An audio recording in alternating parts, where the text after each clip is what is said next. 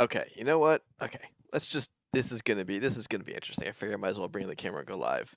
Apologies, it's gonna be a little sloppy because, as you can tell, I'm at home today, so I'm not actually streaming from the office. It's a little bit later for me. I thought it would be a little bit easier to get the stream. I have like a laptop that I can do the streaming on over here. But yeah, I'm a little bit behind here because it's taking me a lot longer than I thought it would to actually get this going. But um, welcome everybody. Oh wow, look, we've got a whole crew. It's good to see folks. Yeah, look at this. Okay, so I'm a little bit behind getting set up, but let me kind of want to walk through like what the goal is. Um, we are going to bring in Shushung. This is why we're doing it later. Yeah, like the video filter. Oof, this. Why is it I don't know why it's 4:3. I don't. I don't. Hold on. Do I have like a uh? Do I have a thing on this? I can't even tell. I can't even tell why the video's. I'm not gonna worry about it. It doesn't matter. But we'll get a full screen share hopefully here soon in a second. That's what I'm actually pulling up this now. So we should be able to get that going shortly. It's browser capture. Yeah. So it's all kinds of crazy, but let's see if this can work. Okay. That what's it? 1920 by 1080 is the native size. Okay, so this should add my screen share. Let's see if this works. Oh, okay, that looks good. All right, so let's try this now.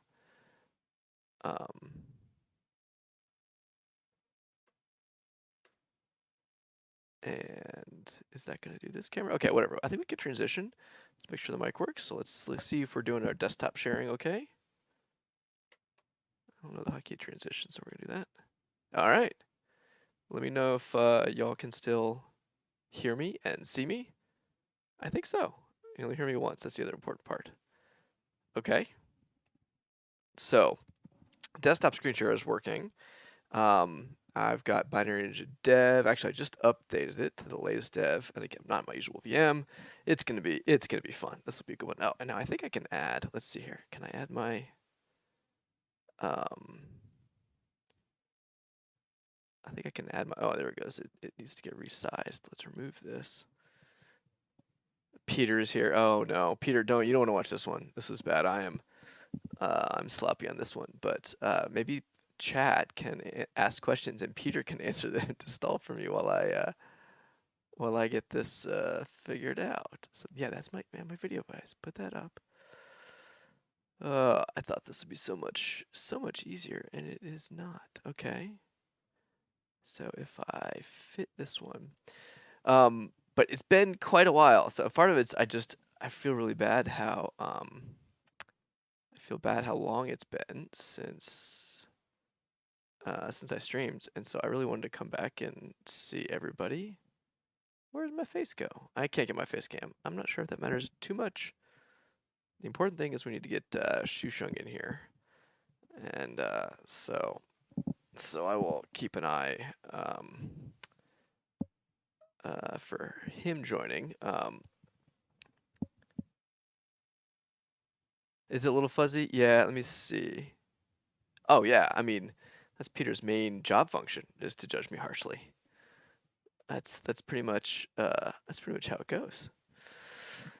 So let's see. We've got binge, and it's been I was trying to think back, like how long has it been? Because I did live CTF, we had DEF CON. It's been a while since I had a stream, so definitely there's a whole lot to get caught up on. I could actually, let me check my bag of goodies. There is, I mean, yeah, I could fix the video resolution a little bit. I'm wondering how much time it might be worth it, because I could reroute stuff through another capture card, and I'm debating that right now.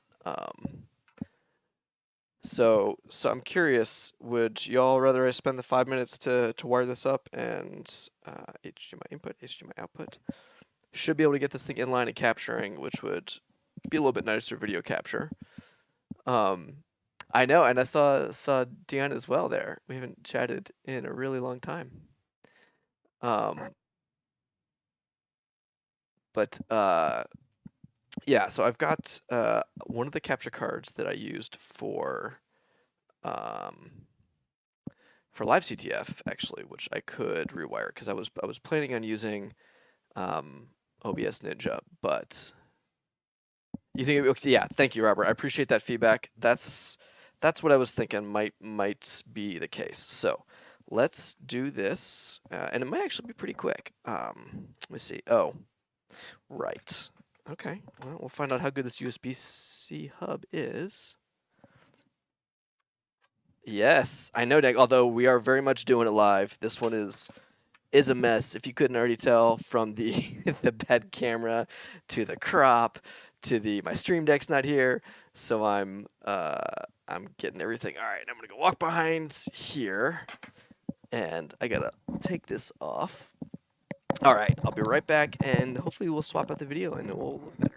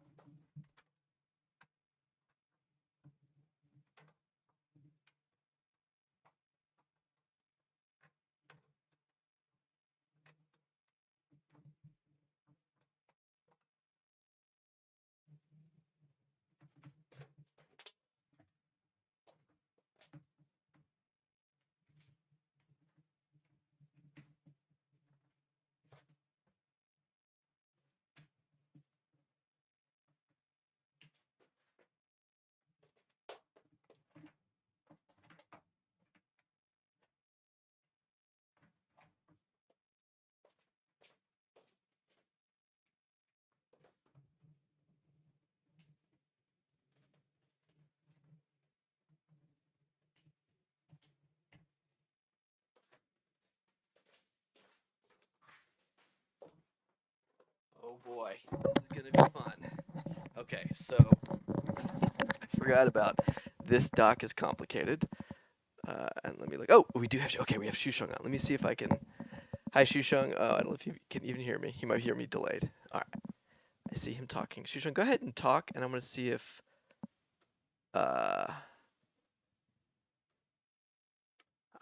Okay. Desktop audio. Testing. Desktop audio. Oh yeah, let me transition. Okay. Okay. Oh no, I'm gonna be on here twice now, I think. Yeah. How do I mute myself now? Okay. Oh good. All right. My audio is coming through once.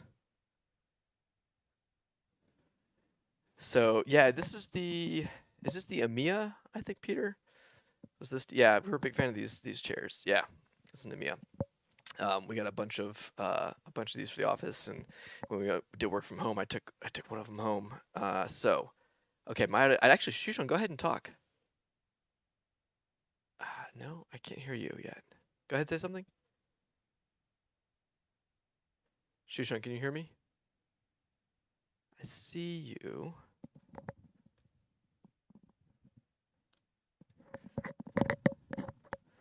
Okay, so my audio, I'm gonna actually go to a YouTube video on this thing. Just play something. Let me know if y'all hear this on stream. Sure, the latest. Come to think of it, there actually isn't a single email that I've written over the last few months without the help of Grammarly. Grammarly is a digital. Yeah, that's okay. Well, that audio I think is it's coming through, but I can't actually hear it. So, how do I change my output? Oh, is it just muted? Oh, there we go. Writing assistant.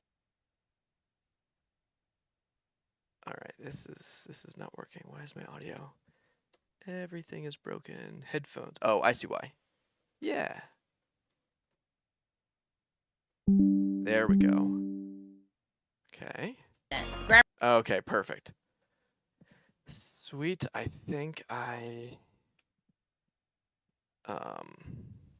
have it working. Ping pong. Oh, well, what is this? Is audio working? Can you guys hear that?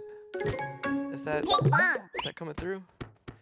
I mean, chat might be a little delayed, so I don't know. I don't know if you guys can hear that. So you gotta let me know if you hear this. Okay, I'm pretty sure y'all could hear that because I'm. Oh no, wait, you couldn't hear that. No wonder. Okay, hold on. Okay, let's try this again. There we go. Can you hear that? Nope. Oh, you can.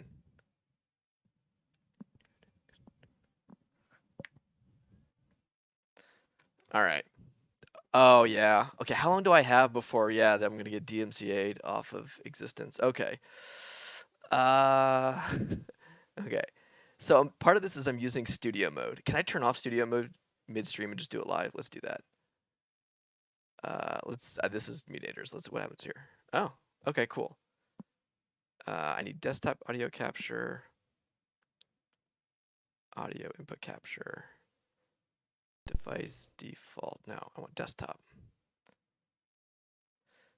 Sorry, this is all messed. Okay, audio input, audio output capture. Not add existing. Yeah. Part of it was trying to use studio mode in the middle of all this was probably not a good idea. All right, so now let's go ahead and see. Okay, you did no, but Shusheng, I can't hear you yet. So let me go back to that because Shusheng, if you're talking, I should see your audio levels on.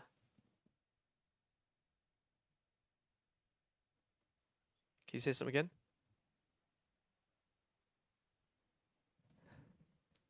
I don't. Yeah, I think you're probably on a delay if you're watching me.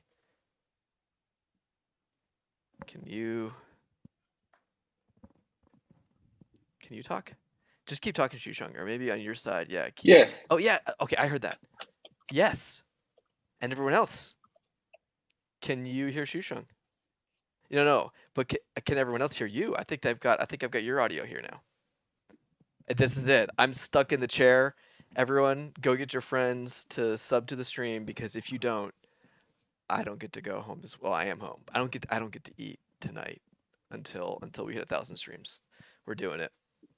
So can you hear me, Shusheng? First of all, are you hearing me on the stream or are you hearing me in this? Let me see. I think there's a way that I can like. Oh, can you hear me now?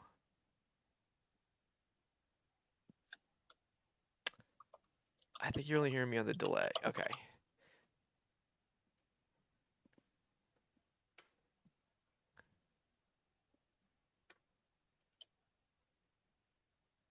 Okay. Oh, Shusheng, now can you hear me? Yes, I can hear you now. Oh, there Do you we hear go. me? Yes, I hear you. And as long as as long as my audio's not here twice. Yay! All right. Yay, go team. Okay. Desktop audio is working. See, look, it's working. We got one more sub. Please, sir, I'd like to eat. All right. Let me go over to here. Hangouts 2. Let's try this. Okay. There's my desktop screen share. So now everyone should see that and say something, Shusheng. Make sure they can still hear you. Hello, everyone. Yeah. Oh. Good morning. We did it. Okay, except this is still the bad video though. So, last step is I need to set up my displays because I think. Oh no, that's not good. That display capture didn't even show up. We're gonna do it this way. We're gonna put this here, and then we're gonna unplug. Where did that thing go? Unplug this. Unplug this. Oh, I'm sorry. Oh, good. Nobody could see me. I was like leaning right up on the camera. That would have been awkward. Okay, good. Valgrind, thanks for hanging out. Sorry for taking a shot for each sub would not end well. That would not be very good. Valgrind, sorry for the late start. I know it didn't work with your schedule, but I appreciate you dropping in. Okay. So, Shusheng, I think I can still hear you. Oh, and I see. All right. Okay, which one is this. This monitor move over here.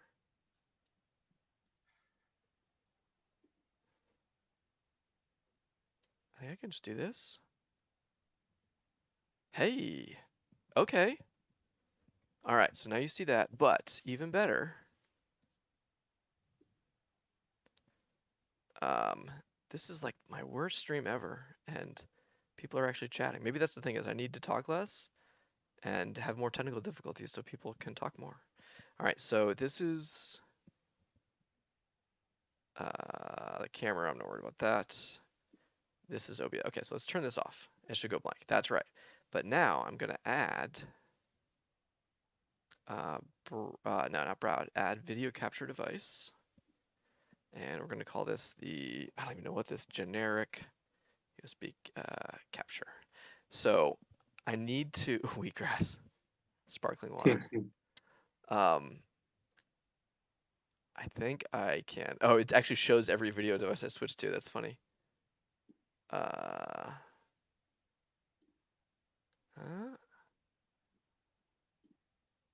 I have to actually do it? That's interesting. It does. So it's passing through the video because I see it on my monitor. Oh, and I need to switch my monitor input. Input select. Yeah, let's try this. HDMI. So the laptop's outputting. It's mirroring its display as the display port and switch over to hardware capture. Nope. All right, we're gonna do HDMI 2. Is that the one I plugged it into? Yes, it is. Okay, so HDMI 2 is working here, but I don't see the capture yet. Oh, so to be fair, I could actually use the other capture card if, yeah, I've got it right here. Okay, so let's try this capture card instead. We have several options. All right, so this capture card is going to get, let's try this instead. Put this, oh, yeah, it's gonna go right from here. Okay. Try this. Things are getting a little crazy. DisplayPort, back to that. Yep, okay. HDMI, there we go. Mirror for Asus. Ooh, okay. What kind of YouTube play button do you get for 1,000 subs? I think it's more of a pause button at that point. I don't think they give you one for the play button. Shadowcast? OBS version. What is Shadowcast? Is that it? Oh, what? What is this? What is this? All right, how are we looking now? How are we looking now? That wasn't too. Oh man, we were way late. That was way bad. Let's see. Fonts, application fonts. All right. Yes, I love it, Valgrind. I want this. Except it can't be my oldest because she's too old. She might even. I don't. She's still watching. I'm not sure she's still on the stream. And I will say, I'm so proud. I want to brag, right? Am I allowed to brag as a parent? Let me see here. Let me switch back to face cam.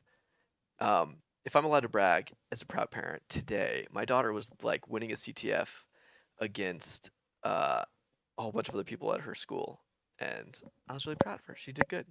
Like I wasn't even watching her because everyone else was on a team and she was just playing. And then I look up the scoreboard. I'm like, wait, she's winning. She's like, I only got 2 salt. I'm like, right, but other people are still setting up their VMs. All right. So I don't know why I can't get wait, hold on. Facecam has this one, and it works. Oh, does it? Yeah. And then if I go here, oh, it's because it's not actually added. That's why. Okay. Video capture device, add existing. This one. Oh, this is a mess. Hey, there we go. This is where the studio would come in really handy. And actually, you know, it's funny. I will say, the 4:3 aspect ratio looks better when it's when it's just like the little clip version. So, all right, we've got Binja. Now, Shusheng, I apologize because you're gonna see, I think, a slightly delayed version of Binja. It's fine. Through stream. Oh, actually, you know what? No, I think I have a way to send you. No, that's fine. We'll figure it out. We'll see how this goes. Okay, Binge is updated.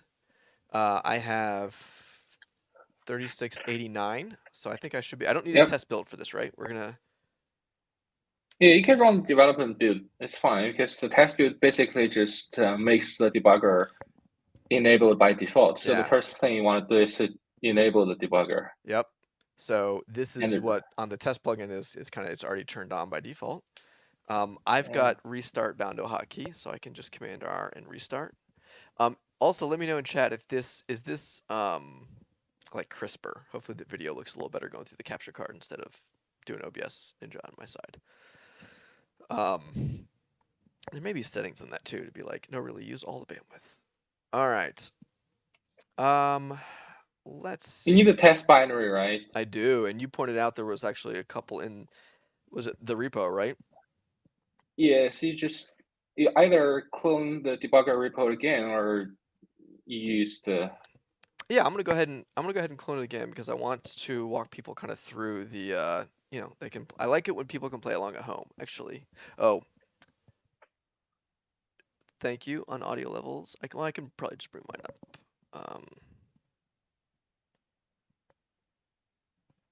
I think I can bring mine up. There's a button here on my thing, but it doesn't appear to be working. I don't know how to get that working, so we're gonna do it in software. Shushan, go ahead and keep talking just for a little bit here. I need to do some leveling. Sure. Yeah, there we go. Okay. So,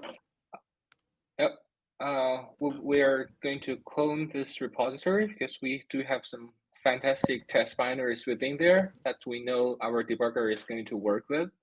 And it should be working with anything, but on macOS, it's a little bit awkward. If you try to debug anything within the /applications folder, it won't work. And because of some system protection, probably the SIP restriction. So on macOS, it's a little bit cursed. And if you are on Windows or Linux, you can probably grab any binary you are working with, either it's from the system or from a malware or a CTF binary. So either, I think those will work. If you are working on macOS, then you have to be sure to deal with some permission issue. Basically, you'd have to be able to let the debugger attach on it. Yep. And It's we also easy to test. Yeah, we actually looked into this. I don't know if you talked to Alex, but he and I were reading up a lot about how the entitlements worked because somebody was concerned there was maybe a vulnerability report in how we did some of our library loading, and we looked very closely at how macOS does its entitlements, does its signing, does all that stuff, and just making sure that we didn't have any serious issues. But because it is a little complicated now, as you mentioned, especially with the way notarization works, the way that the entitlements work, you can't just like debug something, right? I guess it's kind of sort of like even on Linux, for a little while now, we've done things like what's the like app armor has been done some stuff like that right now, where even if you were root, you couldn't actually debug. So it happens. And a easy way to test whether you can debug the binary correctly, because we actually ship a LLDB executable along with our Binary Ninja distribution. Oh, interesting. It's just yes. If you can use that LLDB to debug it, you'd be able to debug it in Binary Ninja. Otherwise, it doesn't work. Yeah. So there we go. Jordan, yeah. Okay, so I'm gonna run the LLDB from my Binja dev install folder. And I should be able to use that to debug. So just debug hello world locally. Yes, Brickman. And yeah, look at that. Yeah. Sure enough. Oh man, I need to move this off screen. This is like an actual password, unlike my normal stream VM password. Yeah. So macOS is having the most issues. Yeah, with it's this. the biggest So headache. Really, yes. Whenever Binary Ninja doesn't work, you probably want to try the LLDB command line and see whether it works. If it works directly, but it doesn't work in Binja, then it's a Binja bug. But if it doesn't even work in that LLDB command line, then it's something cursed, like maybe signing, maybe system integrity protection, or other kind of stuff. Nice. I hadn't actually. Maybe try the hello world. Try the hello world. Just do this one. All right. So I'm gonna. Oops, that's not what I wanted. What's happening here? I actually moved it out. All right, wrong window. Close this one down. Yeah. And drag it into this one. All right, so I'm opening up Hello World in Binary Ninja first. Yeah. And I'm gonna, let's see, layouts, load. I like this little, this is a little, maybe adjust it for the font size, but Yeah. this is the one I've been using lately. So I've got like a high level IL, disassembly, and medium level IL kind of all on the screen. Yeah. Can you open up the debugger sidebar? Yep. Like, And then there's yeah, so debugger. here is all the Oh, where all the yeah. buttons are located and the registers and breakpoints. Yep. If you want to launch it, just click the launch button on the left. Yep. Yep. We'll do run. Yep. And it's already braked at the Start entry point. point. Okay. Yeah. Yeah. And you can see this actually works in the high level IO. If you step it, you will be stepping through the high level IO. A stepping button might be, you have to enlarge the sidebar a Oh, little bit. right. Because I You made also especially because I made the font bigger. Oh no, actually that would Yes. be. This is a down little there. bit dummy, but Yeah. Yeah. So, and just for context for folks watching the stream, we're still not 100% happy with the UI aspects of it. There's still things that are tweaked, but like as far as we're concerned, like functionally, this is it. This is the 1.0 debugger yeah. release for the new native debugger. Can you do Yeah. a So step over? Step over. Yep, a step over again. Yeah. Step over again. And you can switch to the target console in the global area. Could you please? Oh yeah, that's right. Yeah, We you can can see see- the printf came out. Yep. Yeah. And if you want to type any input into it, just type it there and hit enter. It doesn't work currently because Right. It's not actually reading any typing input, but I could run the Yeah. other one that accepted some input. Yes, we can try that later. And we can see on the left side we have a register list, which is not surprising, but you can see the list of registers is drastically Yeah, is having the initial version of this was just like every possible register like dumped out there, and so this is the much simpler. Yeah, Now, are that these just is- ones that have been like edited or used or read or written, or like what determines the register shown here? Yes. So the idea is coming from Peter. Is actually we're only showing the registers that is being used in this current function. So this is only possible in Binary Ninja because Oh, other yeah. debuggers probably doesn't have a good idea of a function. So he doesn't know, other debuggers doesn't know what registers are being used. But Oh, we that's actually cool. have great information. And if it doesn't work, you can still switch to show all Sure. registers. Yeah, if you need to see every Yes. single register. But yeah, and so a lot of other ones will try to like, oh, just show like the X registers and not show W's, or just SP, pick out some of them, and then the rest they put in other, like in a separate tab. But we can be so much Yeah. smarter because we can have the full list, but then just, all the stuff you actually care about probably right here. Yes. And then, And SP's used, yeah.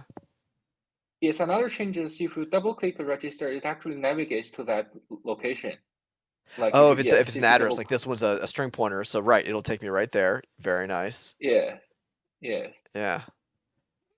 Is there anything at these And- locations? Oh, yeah, the stack. And Yeah. this is actually another This good is the example stack. too. Yeah, where we're actually showing the stack as it's kind of being annotated. There's type information from this. This is like the stack frame. So this is Mhm. literally just like the memory view, right? It's what like a normal tool would be, just like the raw memory view. But then we're applying Yeah. the type information from the stack operations here. Yeah. Yeah, and the icons are way cleaner too. They've gotten the colors cleaned up. Mm-hmm. That is Yep. much nicer. And could so- you go back to the code? Yeah. So just hit escape a couple times and back up here. And maybe you want to switch to the disassembly because I want to show how you can I've use got the it in the console. right column actually. Yeah. So the right column. You mean is the main view to actually? I think it. You if want I- to make the disassembly view active, probably. Yeah. As long as I click into it, it's active. It should be fine, right? Yes. There's no And can distinction you there. go to the debugger console in the global area? Yep. Okay, so this is where I could And- send commands like to the debugger stuff, like raw, LDB, or GDB, or whatever, like stuff. That's what happens in here. Yes, you can try something like reg read. Reg space read is very basic. Okay, so Yes, still just read command. through. Yeah. And one thing I want to show off here is this is actually also a scripting console. I in a very saw same that. way. I saw these the three little arrows, which right from the Python console. If I do Yeah. something here, it's gonna do the same thing because it's its own type of scripting console. So one thing here we get is the for free is the command line history. Basically, And you can, you also can click navigate. addresses. Yes, that's super nice. Yes. And you can Okay. press up to scroll Oh, between the and even history. Control R searching, right? Like I Control Yeah. R back into my history of. Oh, I don't know. I don't know. We can search that. You can. I Reg read right there. Oh, Yeah. yeah. Now the only difference is this actually might be a nice feature request is to separate out the histories per console. Because right now, Oh, right, I think what happens if I just keep going, yeah, I'm gonna get both my Python and this. So like, will I get yeah. or it may just be because that was instantiated, but if I do this, yeah, they both start with the same previous console. Yeah, but they at least okay, so they don't interact with each other live. Like right now, I can't type a Python console command and have it show up in the debugger, so that's really good. But it just by default is pulling the previous history from the Python console when it initialized, and that Oh, okay. we might look for a way where we can exclude that, but that's pretty Yes. minor. That works really well though. I love that. Like Another yeah, it's thing clickable. Another thing I want to show you is, Jordan, please make the disassembly active and go back to the debugger console. Yeah, just click it and go back here. Yep. Yes, and type SI and Oh hit yeah, enter. step instruction. Yes, you can step in instruction. Yeah, it's step. Okay, I should type step over, but it's okay. So basically, you can control the target from within the console right now. So initially, you cannot do this, but right now you can do it. So this is You interesting. can use whatever.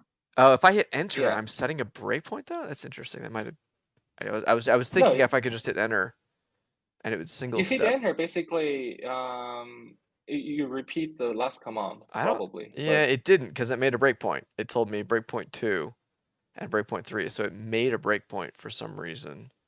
What address I did it need to check use? that. Yeah. Yeah. In main. I'm not sure what it was doing there, but anyways, but yeah, I can just up enter, right? Like that's super Type easy. Yeah. And then step back out of here. Ooh, some Yeah. pack instructions. Oh yeah. So what's the step out? So you're in the leap C. You can step back, step return. Use the buttons on the left in the controls button. Because I cannot remember what There we command go. to type Yeah, for step return. out or whatever. Oh, there we go. Yeah. Perfect. Okay, yeah, great. Yeah. So now we're back. And yeah, it's super interesting too that we can. You know what? This actually makes me realize we need to more visually highlight which pane is currently active, because the debugger really Yeah. does depend. Unlike this is the first time we're really I mean, I guess we kind of always did. Is there a way to view local variable contents? That's a good question. So if there's a local variable, oh wait, sorry, hold on, I'm getting distracted. But like red and green, is this written in red or is this live at this current point? Green is normal. Red has been written too. So Okay, just as like they're if you updated. Yeah. Yeah. So If you want to change the value of register, just hit enter on it and type in the new value. Hit enter. yeah, Yes. yeah, very nice. Okay. And then my fonts are really Yeah. large, so it's showing up larger when I do Yeah, that. this But is automatic, but it's actually looking okay. I mean, yeah, I didn't write any code to enlarge it, but Yep. Qt does it. So yeah, that yeah. works. So like if I step twice, I should see where's WA. Well, W is already red. It's been used, but I could. Let's see. Let's use step over. Oh, you know what? I had selected high level IO when I was clicking back and forth, and so I accidentally stepped more than I intended to, I think. Or maybe, no, maybe did I? I don't remember which one I had selected. All right, so if I'm on the LDR now, I step over. Yeah, it is stepping as expected. If the high level IO is active, we will be stepping on the high level IO, which means you might be skipping a few disassembly instructions all at once. And if you're on the disassembly view, always step disassembly instruction. So one thing I want to remind our user is if you do that in the console, the LLDB console, you'll be always stepping on the disassembly because the LLDB has no LDB idea itself of doesn't the high know. level. That's a good point. That makes sense. Okay, so we got to Maybe- backlog a couple questions to answer before we do some other ones. Also, I don't know if this is one of my plugins. Is this a bug you've seen before? It's some plugin is trying to print the binary because this binary is huge. It's ranging from 0 all the way Right, to because that's the full memory space. Yeah. Yeah, I'm not sure. On my computer, it's not. Yeah, not this is seeing this is so a plugin that I've got installed. I'll search my plugins later and figure out which one it is, but it's not a big deal. So okay, so let's get to our backlog questions. We got a couple of them. So first, Robert asks, is there a way to view local variable contents? So like we'd see the registers, but like we don't have like Not a, at the moment. yeah. I mean, and I think it's interesting You because can go to the stack. oh yeah, sir. Not the stack trace down here, but like the the actual just double click SP, right? Yes. Take us to the stack view. So, and actually, that's another thing worth pointing out, right? We've got this stack view, which is only going to work if I'm in the function as far as binary ninja is concerned. So this is like the static analysis stack tool, a stack view. Yeah. But then from here, you can actually look at the view of the stack. So we will be building a watch window pretty much in the same way as how other watch window work in debugger. I think the stack view annotation is great. Like it's actually annotating all the variables in the linear view. But sometimes you want to, let's say you want to only focus one or two variables, then this isn't the best way. And also like if some variables not on the stack, or you want to know the value of a particular expression, not the variable itself, maybe variable plus 5 or variable divided by 2. So we still need a watch window in the future. We're going to build that. At this moment, the most convenient way to view the variable value is to go to the stack pointer address in the linear view. So Yeah, I wonder if putting it as the annotation. Yeah, I'm just trying to think of like what's the right way for the UI, like putting it in the hover annotation, because it does, it does know the exact offset. Is it there or as? Yeah, I don't know. That's an interesting question. So once we can hack this tooltip window, when you hover over a token, we have a Yeah, window. there's a UI request or an API, or, excuse me, Yeah, an issue yes. just open for Once that that right now. Yeah. Yes, once that is done, we're definitely going to leverage that to enrich the UI experience of the debugger and to show much more information that is relevant in the current situation. So yeah.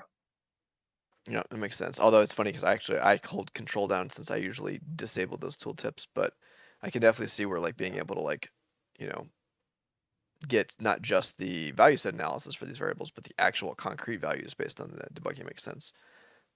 Yeah. Cool. All right, so let me let's see. That's if I click back into disassembly, and then if I step over sometimes here. And then I'm just kind of watching this. The thing I actually really like too is watching the highlights, even though I'm stepping into disassembly, update really nicely in high level IL. You sort of get that for free with the, oh yeah, and even the instruction pointer, right? We can see when the instruction pointer leaves one versus another. 28. Interesting. Yeah. So like actually, here's a really good instance too, where because where the instruction pointer can be at a different spot than the highlight, which seems really weird when you look at it in high level IL alone, but it makes sense because again, like you can have some low level IL instructions that are in sort of wrapped into another higher level instruction. And so Right. even though the instruction pointer hasn't moved to one of these explicit perfect sort of match points, that like these addresses are kind of rough estimates anyways. High level IL can't, perfectly render and display all of the address mappings. So you get like the instruction pointer versus the highlight there. And then yeah, I'll just like step over the printf. Sure enough, stepped over it. And we can look back at our target console, and we've got our argv0. Yeah. As expected, and then we should be branching back up. Yep. There it is. Oh, actually, that was a little weird. Where'd it go? Yeah, there's no more. It jumped up. Yeah, the highlight still showed the print. Oh, I think it's the same thing I was mentioning before, where the instruction pointer versus the highlight. So let me just play it again. You have to Or kill to that resume first. it, or just resume it, let it kill itself and inactive, and then play it.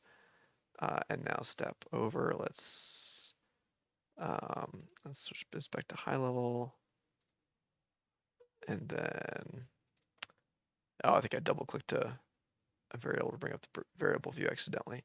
So if I step over a lot of these items, let's see.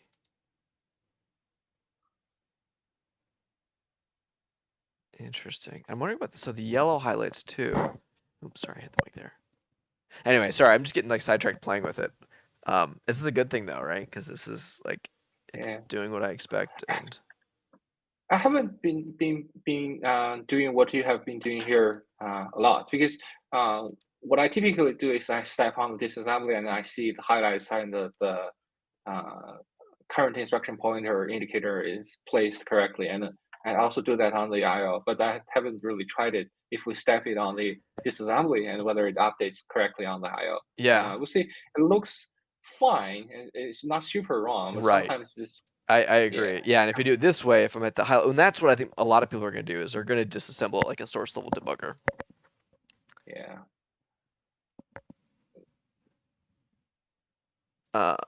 Trying to launch an ELF on Windows caused a crash. Oh, that's not great. I wouldn't want to crash. I mean, I wouldn't expect it. Well, I guess can you debug through like WSL? I don't know. I don't know how that would work. That's a good question. Jordan, what caused the crash? So yeah, I'm just reading chat where Joe is describing that he ran an ELF file on Windows, which ELF file? Yeah. So tried to like click play on an ELF on Windows and it crashed. I don't know if that's going to be all ELFs on Windows or if it was just that particular one or if there's some other So thing. is that an ELF? So why do you try to do? Well, it's a bug in the first place. But well, yeah. Why do people? That's why I was asking. Like maybe Windows Subsystem for Linux, it makes that a fair question, right? A bug because the debugger should reject. It shouldn't crash. It shouldn't crash anyway. Yeah. I should be able to open up a file that's not even actually here. I can test it. I'll open a DLL for example, right? And then if the debugger, I click play and run it, it shouldn't definitely not. Yeah, I'm just gonna. But it's also malfunction. It also malfunctioned because the debugger isn't permission denied. Okay. Yeah, well, because it's not executable, right? So that's actually basically what I expect. Yeah. So just take a second for it to. Yeah, because I do my daily development on Windows, Mac OS, so there is a chance that something isn't really visible. Even Windows because. Yeah, he says binge crash, by the way. Not the executable. Yeah, of course. I mean, I would expect executable was just not even running, presumably. Yeah. But I think it's a pretty dummy bug. I need to really check why it crashes. It should just reject to launch that. Yeah, it should be easy enough to either reproduce and fix too. So Joe has another question too, which is it possible to build custom launchers to start the application under the debugger? Like if you've got an automation framework, right, and you want to run it under the debugger. Well, I guess there's a couple things. So first, can I? I not only have the debugger console, but it is worth mentioning that I've got just the DBG object in the Python console, right? So this is where I could write like some Python snippets or plugin to interact with it. And this is basically inherited concept from the previous plugin. Significant more work though to get it working here, right? Because it's a C++ debugger, whereas before it was literally just like, oh, it's just some Python, so expose the Python APIs that were already built into it. So to answer this question, and now there's no way to do it, but in the future it will be possible, and it is possible in two ways. So one thing is we already have an issue tracking that some people want to run some LLDB script before we launch target. So that might suit somebody's need. And another possibility is in the future we're going to support writing custom debug adapters. So this debugger, the architectural aspect of this debugger is we have a debugger core which handles all of the essential things, and we have an adapter which handles the details. Like right now we have two adapters, one for LLDB and one for debug engine, which is on Windows. But if you have your own target or your own system, your own executable, you can write your own adapter which handles not only the launching but also all the execution and and it is also responsible for reporting the status. Yeah, Dank points out a So couple other use cases as well, specifically like debugging a DLL or a shared object. yeah, I mean, there I are think the wrappers for those that would do that, but part of the problem with that is like you'd want to open the binge experience is better when the main thing you're reversing is the main binary you open. And so it would be nice if you could just open a DLL directly in binge it, hit play, and then have it. Looks like you're trying to run a DLL. Would you like me to run it through my loader for you? And that still becomes the main. So if that DLL is loaded by an executable, I would suggest you load that executable in Binga as well, and launch the target from there, and map the binary view of the DLL into the debugger view, which is possible. That's true from the Further command case- line, anyways, right? Or from No, the Python we have console. we have a UI for that. You can go to the debugger menu on the top left of the Okay. window. Oh, all right. It's not supported on Mac OS, I think. No, it doesn't work. So I cannot remember whether I checked in that code. So basically, we have the ability to add additional binary views into the debugger binary view. Like if you want to debug a DLL, basically, at the moment you have to always launch the exe because that is how internally it works. But after that, you can map the DLL, the binary view of the DLL into the debugger view. Essentially, you will still have all of your analysis. The experience from there on will be pretty much the same. And that's it's also related to some of the upcoming work in 3.3 and the next couple of stables where we want to support generally analyzing multiple binaries in a similar address space statically, right? Even aside from the debugger, like we'd like to have better support for that. So makes sense. Those will all be related. Yeah, this is looking a lot better, by the way. Just like usability and I don't like to. So yeah, modules list, which is here, which is nice. Actually, will it go with the address if I navigate to any of these? It doesn't work at the moment. Yeah. I haven't added that. Yeah, that one should be pretty straightforward. Just to go to the base address of any of those modules. Yeah. Stack trace, and yeah, we've got our different threads. Yeah, I do like too that you've got the target console. Oh, and the target console is also a scripting console too, isn't it? Yeah. So you've got command line history. It's also... That's interesting. So you actually add like command line history and like libreadline almost to a console application that wouldn't otherwise normally have it. So if you're doing like some CTF challenge where you have to type the same thing a bunch, you can actually just hit up enter in the in the console here. That's actually really funny. That's cool. It's like a neat. Yeah, it's not actually running currently, so it's gonna yell at me. But yeah. I don't know why you are getting those echoes. It's probably also a bug because you send input to it, but I'm pretty sure the binary doesn't respond. Right. So there shouldn't be any output. Right. There. Yeah. I mean these are all pretty small little things. Yeah, and another thing I wanted to let our user know is the debugger console is actually a full feature LDB console. It's basically the same as if you run LDB directly. So there are features like we don't support yet, like hardware feature or conditional breakpoints. And in the future, we're going to support that. But if you really need it at the moment, you can just use the command line.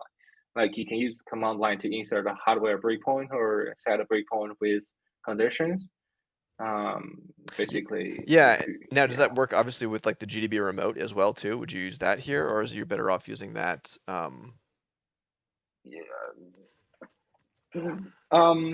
Yes, we actually support remote debugging right now. You can connect to debug server. You have to stop this debugging session before you try to do that. Otherwise, it's going to be screwed up. Is it stop or let's click stop. Yes. Oh, you know what? This is another minor thing. I know there's tooltips. I just didn't wait long enough. Yeah. Okay. I quit the debugger, and now I can connect to debug server, but you have to launch it in the first place. So what's the difference between connect to a remote process? Remote process is like a one-shot remote. So you have to launch the process on the remote host, and then you connect to it. And after the target exits, the connection is disconnected. But the debug server is like you can launch different targets multiple times. You can even run a shell on there, and you can even copy files from there. So now is this? Yeah, man, this has really come a long way. So remote process only supports LDB and GDB. Yes. So that would be like your. Well, no, QEMU was specifically listed under the debug server. Huh? Yeah, I didn't realize there was a distinction between those two. Man, there's a lot of nice things to be able to connect to. So I could debug my Yeah. iOS You app. can you can try it if you want. I will tell you how it works. I'm trying to think if I have So anything locally that I could spin up to remotely debug. no, you just debug the hello world remotely on your local host. Oh, fair. Okay, So yeah. that should be fun. All right, yeah. Let's do Yeah. that. I'd like to give it a try. The first thing you want to do, no, don't click accept. The first thing you want to do is to launch the remote debug server. No, I first. know. Yeah. You need to bring up the command line. Yes. The LDB folder. Yes. So, this one. Yeah, there you go. LDB server. Yeah, run the yes. Help. Invalid subcommand for additional. Type P. P. Yes.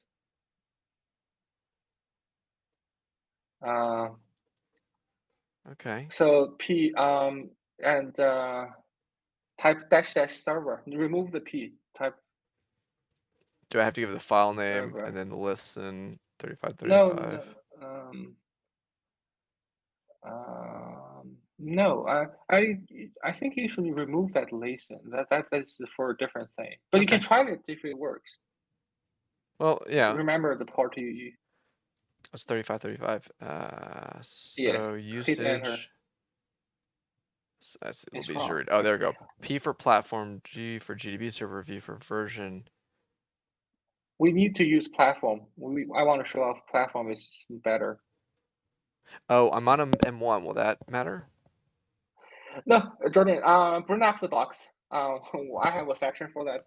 Oh, look at that. That's a good answer. Is it here or do I use just debugger doc help? No, it's user docs. It's all the. Oh, that's right. It's in the main. regular... It's in the main user docs. Yeah. So open user guide. Yeah. Let me pull that over here. Yeah, and open the debugger section. There we go. You know, this how to. Sorry, this just made me realize. Do I need to do we build these? Yeah, we do build these. Include this on that. Okay, I was just making sure they're there too. How to guide. Remote debugging. Configure launch parameters. So the last entry. Yeah. Yes. Yeah. Okay. Yeah. There's oh, this is cool. This explains. Yeah, the two of them. That's perfect. Yeah. You want to go to the prepare and remote host and for the macOS. Very nice. Yep. Yeah. You already have all of this. Yeah, because it's already in the plugin. Find that. Yeah. Yep. Let's go down to the launch part. Scroll down. No, that's for Linux. Oh, okay. So yes, so launching the debug server on remote process. You want to go yes. We do need to listen. Server. Okay. Yeah. You need 0.0. Let me see if I can do that. No, you have to do the full. All right. Any office. Wait. Oh, I forgot the P on this one. Looks like. Yeah. Actually, hold on. Let me try it then. I'm just curious. Oh, maybe I can do colon 35. Okay. All right. Yeah. Go back to Binary Ninja, and you might want to close all of these and launch Binary again to give it a really clean state. I mean, it should work, but sure. Because restart Binja, and by the way, look at that. Isn't that nice? How it keeps the last file opened?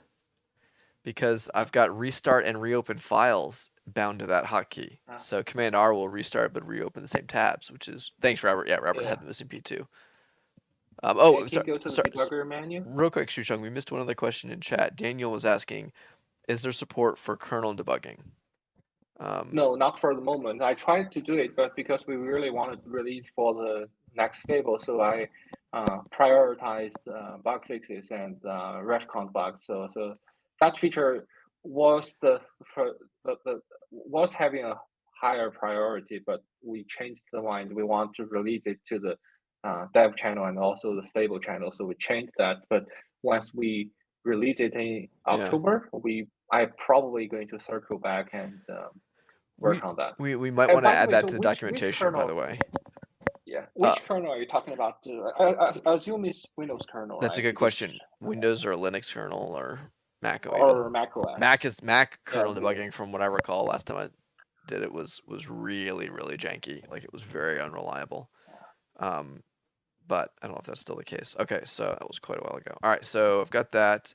So now if I debugger, connect to debug server, localhost. Yes, typing remote Mac OS platform, select remote Mac OS. Okay. So I think our viewers should be able to understand that we are doing remote debugging on a local host. So we have to select remote Mac OS to simulate the occasion where it's actually two different hosts. Right? Yeah. So what is host in this case though? Like, what Host is? So host is like the exact host. So it means this computer. This is not a really good name, but LDB uses anyway. So whenever you use LDB, it's actually connected to the host. Oh, even when platform. you're just normally running LDB without even any parameters or anything at all, like you just LDB a file, you're So technically debugging the LDB host, or?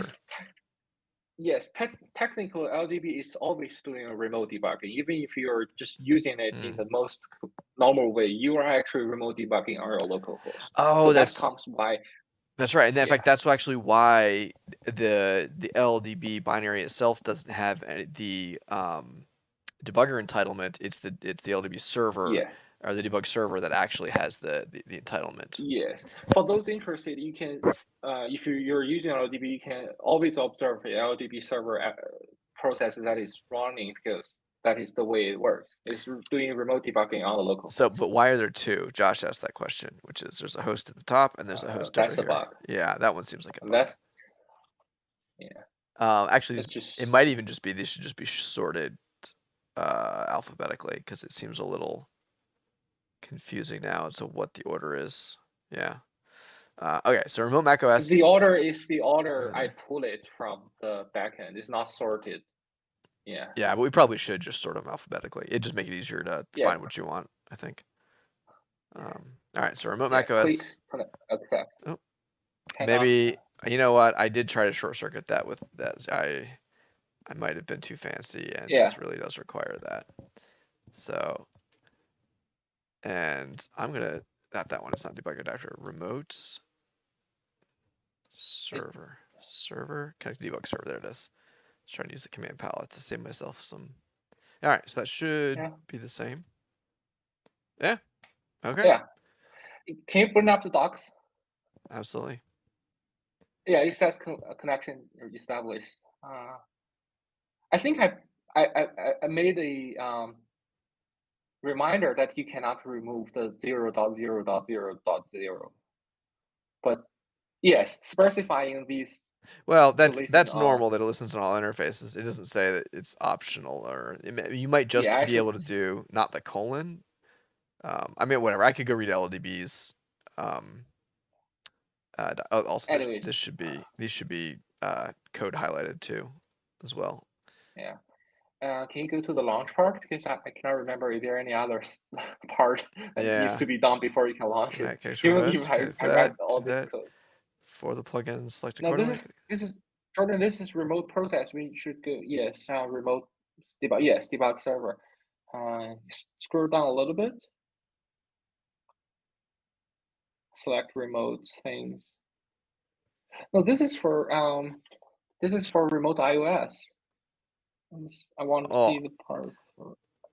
Oh, it's okay. It's okay.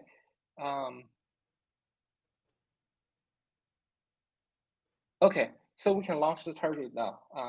You can launch the target.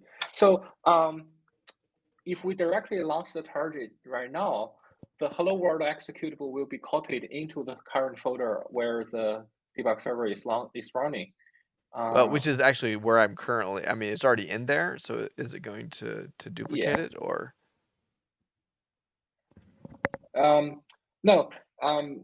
If you launch it right now, the Hello World executable will be copied from your downloads folder into this applications binderninja.dev.app. It's Well, okay. I've opened it. Oh, I see what you're saying. No, no. I mean, the current working directory is actually my clone of the debugger, Okay. which is the same as the file that I've got open. So the current working directory should match the exact same file, but we'll see what Yes, happens. then it's going to be. No such file or Did it directory. click? Failed to connect to debug No such server. file. Connection established. I wonder if it's having trouble with that. Launching.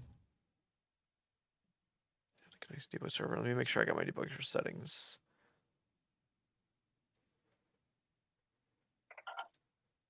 Disconnect from debug server. Disconnected. Okay, so that looks right. It's disconnecting and then connecting to debug server.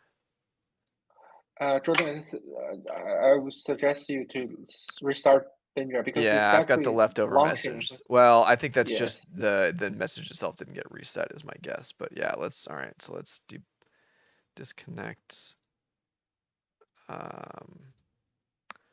We'll restart and keep it. So we've disconnected there.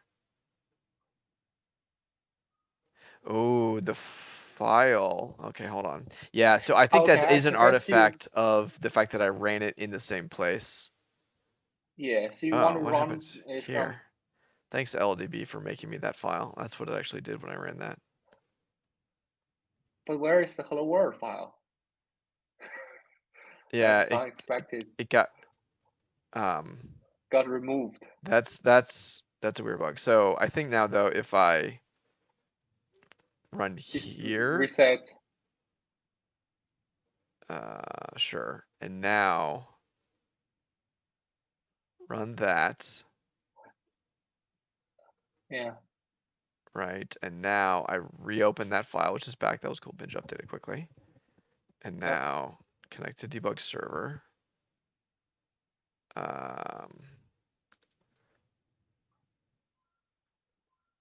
It's connecting to the host.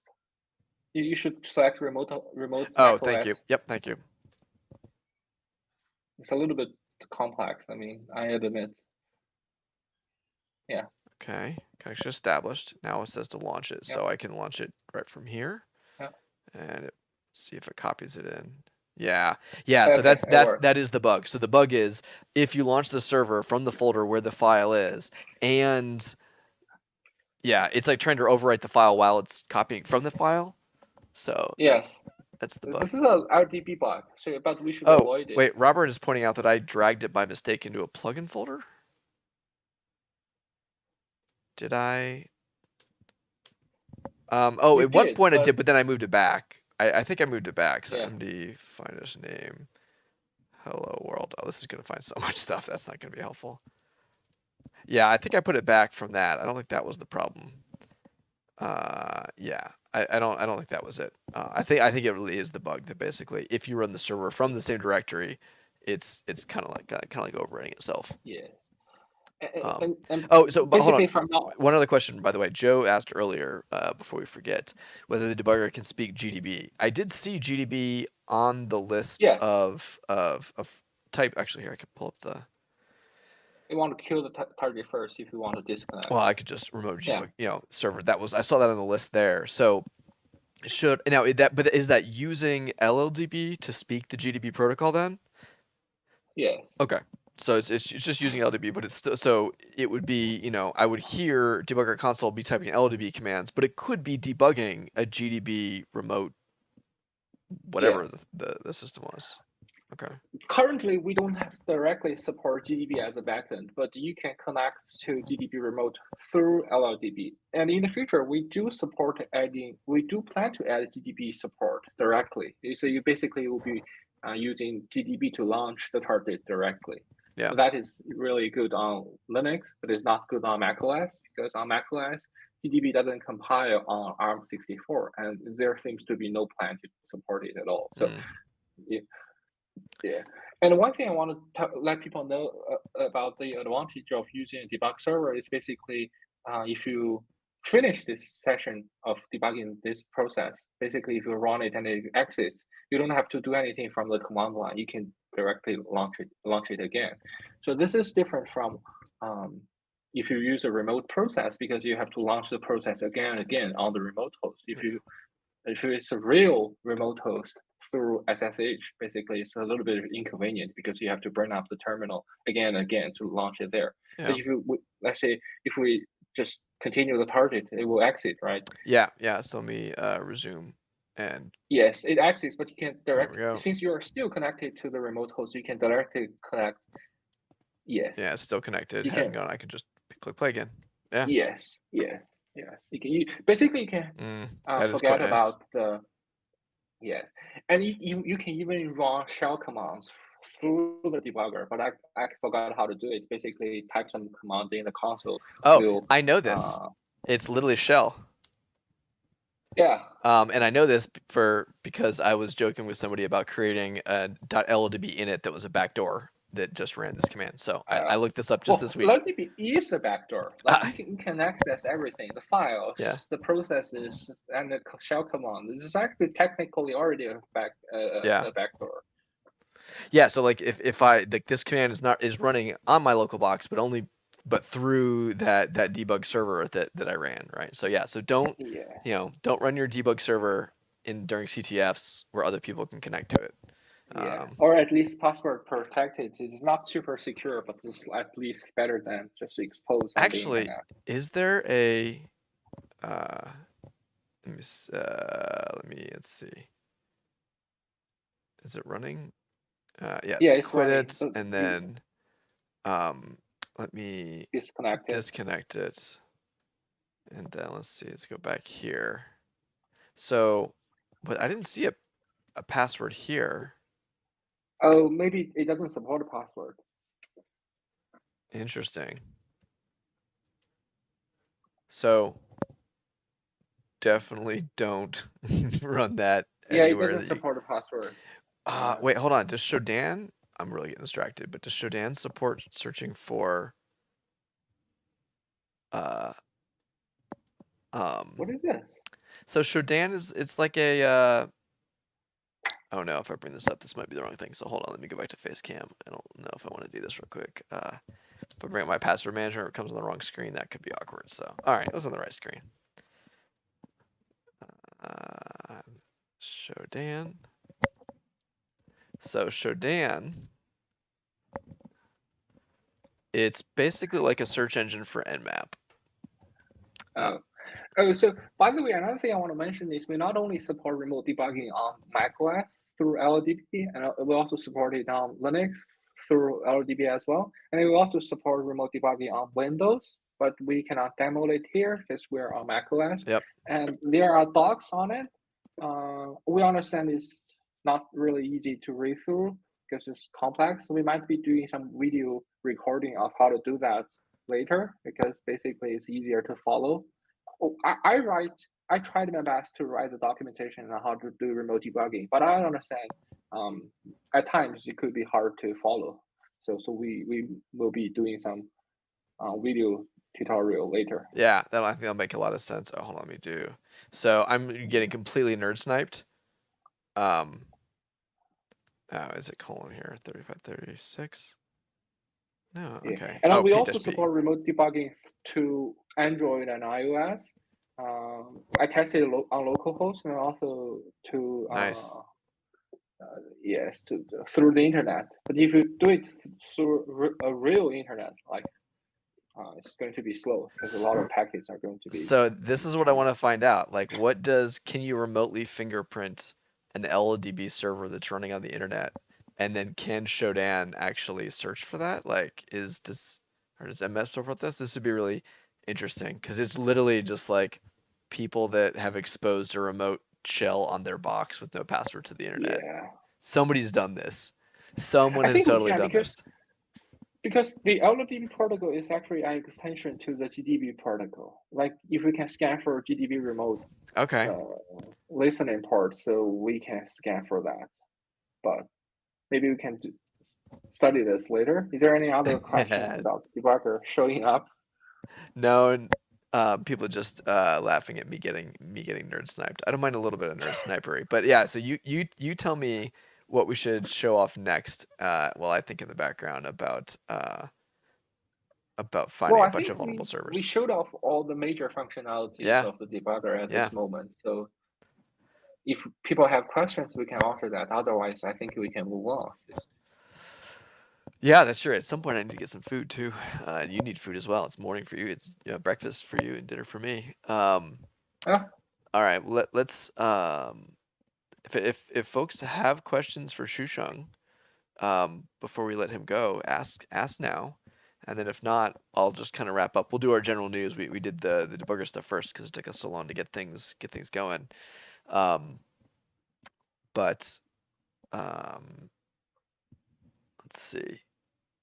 All right, I don't see any questions yet. So if you if you think of one later, especially for folks that are already in the Slack, feel hop on there. Shusheng is yes. responsive and available I there. encourage people to play with it because it's going to help us really improve it. Because we do notice a few small things during the demo today. So Yep.